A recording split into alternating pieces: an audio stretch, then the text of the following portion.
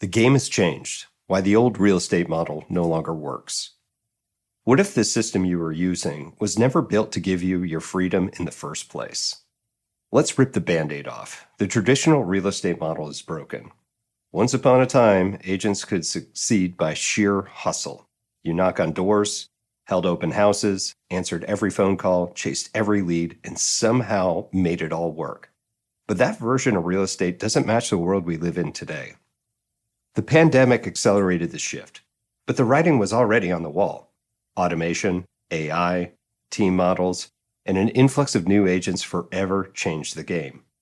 You can no longer be a one-person show and expect to compete at a high level. The old model is failing you. Before 2020, many agents still bought into the myth that if you show up and hustle hard, the money will follow. But post-2020, that approach just doesn't scale. Real estate got crowded. More agents joined the field during the gold rush of the low interest rates and pandemic-fueled migration. Online lead providers started charging more and more, delivering less and less. The tools multiplied, but so did the complexity. All that hustle led to what? Burnout? Mentally and physically? I know because I lived it. I built a team the traditional way, modeled after Gary Keller's Millionaire Real Estate Agent, or MREA book. Packed with agents, admin staff, transaction coordinators, and marketing help, I followed the blueprint, and it nearly broke me. From the outside, we look like a success story. On paper, we're doing big volume. But in reality, I was the human equivalent of duct tape, holding everything together. If I stopped showing up, the whole machine stopped running. Oh, the money was flowing, but not to me. My margins were slim.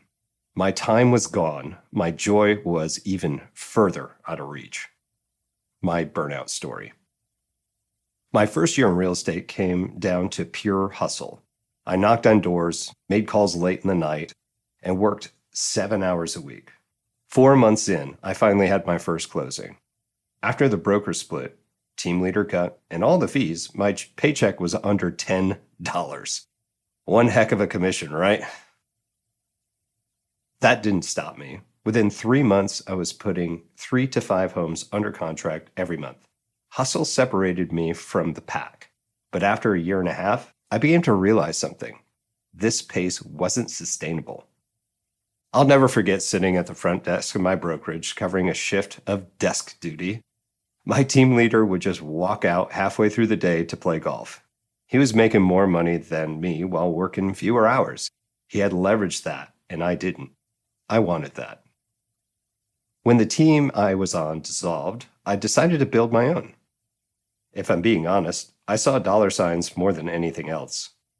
I thought the team would double my income and give me my freedom. Boy, was I wrong. The first mistake was hiring agents before hiring support. I poured my time and energy into training them instead of prospecting and building a financial base. I gave them high splits to keep them around, but many were only there for themselves. They took what they could, shook hands with brokers in the back office, and left. Office politics drained me.